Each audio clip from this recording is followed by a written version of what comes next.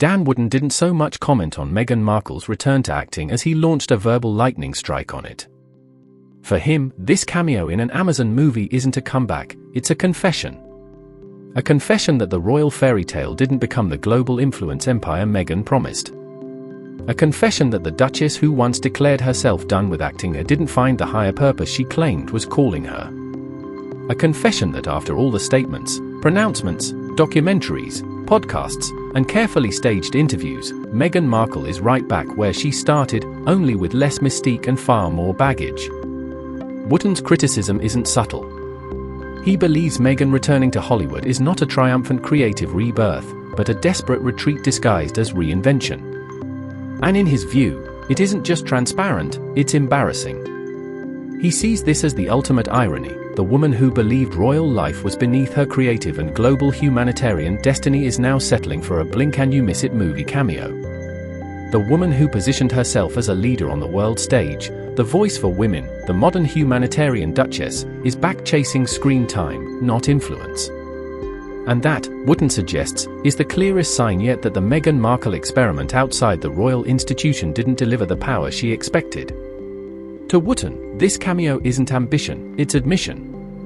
Admission that the Netflix speeches weren't moving nations. Admission that the talk show appearances didn't reshape culture. Admission that all the palace drama didn't turn into meaningful global leadership. Meghan left Hollywood believing she was stepping up to the throne of world relevance. Now she's stepping back to the studio, script in hand, trying to reclaim a spotlight that doesn't burn quite as bright as it once did. And Wootton argues that the timing speaks volumes. After years positioning herself as a duchess activist philanthropist media mogul hybrid, Meghan is now quietly slipping into a cameo role, with none of the global impact branding she once leaned on. He paints it as a humbling moment, one that exposes how fragile celebrity is without an institution behind it. Because Meghan didn't just leave acting, she dismissed it. She spoke about ticking that box.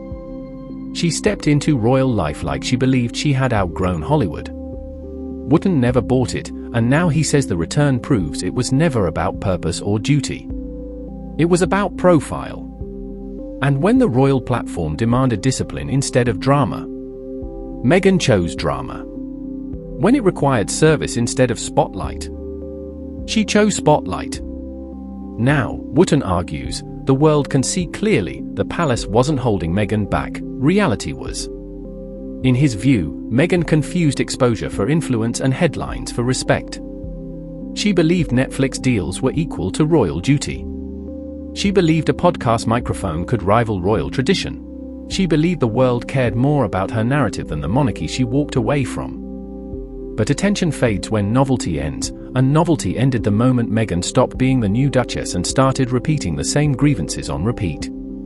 So here she is, cameo role in hand, trying to pretend that this was always the plan, that she didn't once say she was entering a new chapter beyond acting, that she didn't market herself as a visionary global figure. Wootton's take cuts through the PR gloss. A cameo isn't a comeback.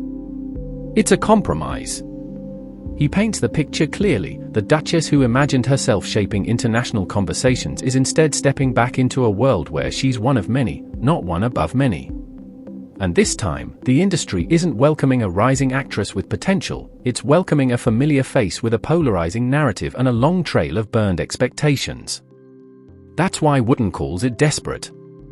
Because it's not Hollywood calling Meghan, it's Meghan returning to Hollywood. And the difference between those two realities is the sting. Wootton's critique isn't that Meghan is acting again. It's that she is acting again after declaring she was beyond needing to act at all. After presenting herself as someone whose life purpose had evolved past scripts, stages, and scenes. Now the camera rolls again, but the myth doesn't. To Wootton, Meghan Markle's cameo isn't a triumph, it's a turning point. Not a rise, but a recalibration. A reminder that royal glamour fades when you walk away from the crown, and Hollywood glamour fades when you walk away from the work. Meghan walked away from both, expecting the world to follow her. It didn't. Now she must follow it. There's almost a tragic thread in Wootton's critique, not for Meghan the Duchess, but for Meghan the strategist. Because if this cameo represents anything, it's that the grand plan didn't become the grand legacy. The woman who imagined herself shaping nations is stepping back into scripts. And the industry she once left as if graduating from it now looks like her only refuge. Wootton's verdict is sharp, unforgiving, and blunt. Meghan didn't return to Hollywood because she evolved, she returned because everything else stalled. And for a woman who built a brand on progress, nothing looks more desperate than circling back to the start.